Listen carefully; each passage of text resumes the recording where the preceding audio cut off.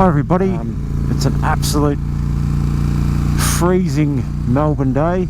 I just thought I would, well, I guess it's my first attempt at trying to make and I'm going to say it's going to be a series of instructional videos, if you will. And they, by no means are these intended for your seasoned veteran. They're just for dudes starting out. Things that you probably don't really get shown when you're, completing your L's or getting your license for the first time. So what I thought I'd start with today was gears, both upshifting and downshifting. Might sound pretty straightforward to everybody, especially when you've got a modern bike with a quick shifter that'll sort of blip the throttle for you on the downshifts, and you can change up as well without having to incorporate the clutch.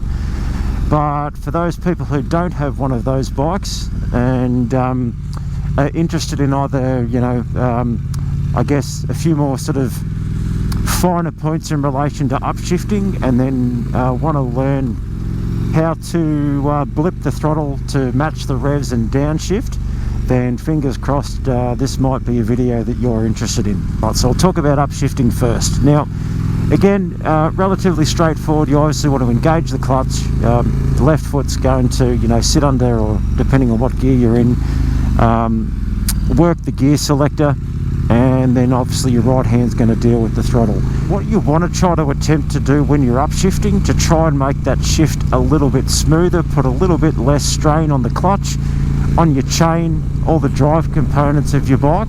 You actually, and this only goes for second, third, fourth, fifth and sixth, it's not going to help you with first gear. You actually want to put your foot or your left foot under your gear selector and try to take away a tiny little bit of that of the space between the upshifts. So you want a little bit of positive pressure before you actually decide to change gears. So I'm in second gear at the moment. I'm accelerating. I want to head up to third, foot under, take some of that pressure off, upshift. Again, all it's trying to do there is to try and take away some of the distance there, so that the shift's a bit smoother. So again, it's not rocket science.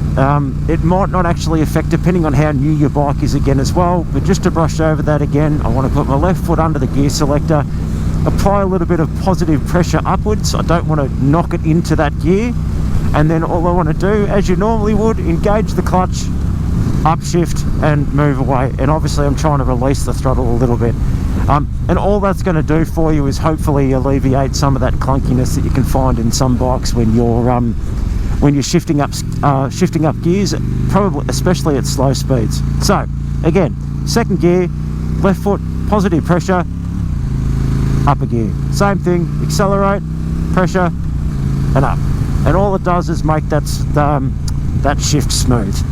Alright, so we'll come to a stop again. We'll do it from Jesus, that was terrible. We'll do it from first. Alright, so like I said, doesn't count in first. When you're clicking it down, it may be clunky for you anyway. So all I'm going to do, first gear, foot under, and same thing again, lift up, foot under, positive pressure, and that's all you're doing. Doesn't change. You're still stop throttling on. Obviously you don't want to be throttling on a bike that doesn't have a slipper clutch.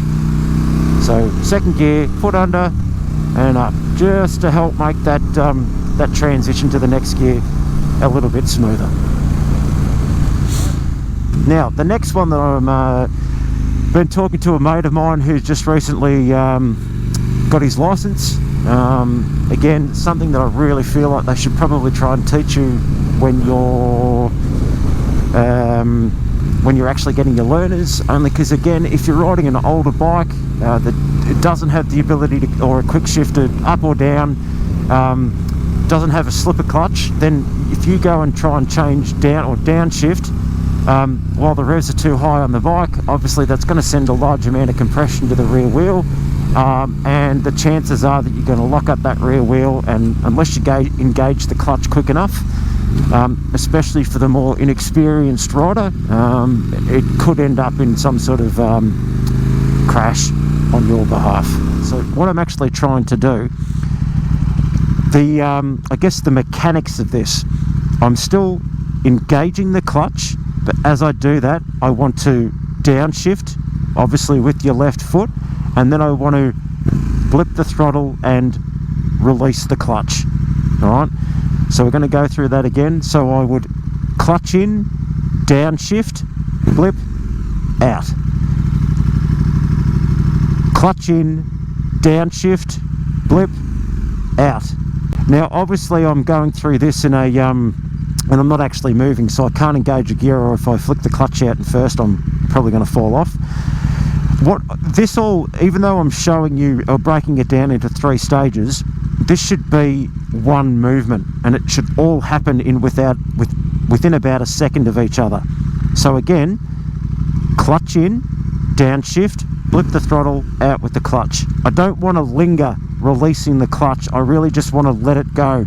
Otherwise, by the time I slowly release the clutch, the revs that I've given it by blipping the throttle are going to fall down again, and I'm just going to be back where I started. All right, so let's start moving, and I'll see if I can try and demonstrate this for you whilst looking at the handlebars and showing you what I'm doing. Again, I'd probably start practicing. Don't worry about the corner thing. Find a straight road, a quiet road that you're not going to have to worry about cars or something coming up behind you. So I'm in 4th gear. I'm sitting at the moment at about, what's that, 65 to 70 k's an hour. I want to downshift. So all I want to do, so the same thing. So remember, it's clutch in, downshift, blip the throttle, release the clutch, and it looks like this. And it's that quick. It's a bit hard to, so again, as I'm slowing down, that's what I'm trying to do. So I'm trying to match the revs of that lower gear, and sort of allow that gear change to be a little bit smoother. So this is probably something that you want to try to learn to do as you're braking, because if you're not slowing down, or you don't need that, you don't want to down into 3rd gear because I want that extra acceleration or whatever that I get from that lower gear. This is something, once you can try and do this without the brake, that you want to start to incorporate the brake at the same time. So as I'm doing at the moment, into 2nd, down into 1st, probably not required for that corner. So, alright, so here we go again. I'm in 4th gear. I want to switch down into 3rd. So that's all it is again. So it's clutch, gear selector, blip the throttle, but I'm trying to do them all at the same time. Again, into 2nd. And again, I'm trying to flick the clutch out. I don't want to linger it out because I'm going to lose those revs that I've built up. Again, so we're combining those 2 things now. We're taking the slack out of the gear selector on the upshifts, and now we're trying to blip the throttle on the way down. Right, so 3rd gear into 4th, take the slack out. Nice. Try and do this around a corner, and I'm going to actually incorporate the front brake with this on this time. All right, so I've got a left-hand corner coming up, doing 90k an hour. It's too fast to make that corner, and I probably want to take this corner at in 2nd gear. So I'm starting to apply the brakes. I'm going to down into 3rd, down into 2nd, doing a speed now that I'm capable of taking that corner at. Clutch in, downshift, blip the throttle, and release the clutch. But again, it's more like this speed.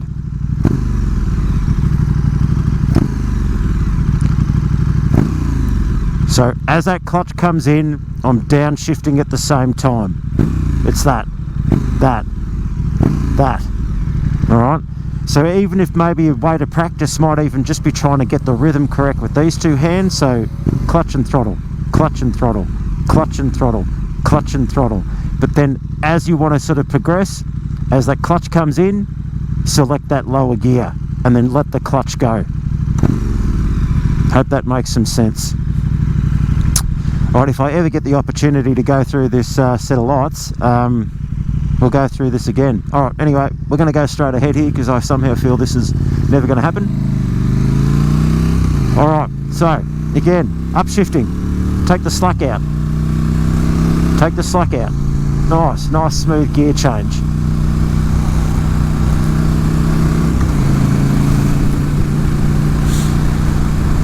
And then again, well, just because I've got nothing behind me at the moment, I'm on the brakes and I'm going to downshift. 4th, 3rd, 2nd, 1st. Oh, and that probably wasn't the best example of that either, so we'll go up again. Second, third, fourth. Alright, we go again. So I'm on the brakes, I'm slowing down. I want third, down. I want second, first. And then again, I'm good to accelerate from this position as well.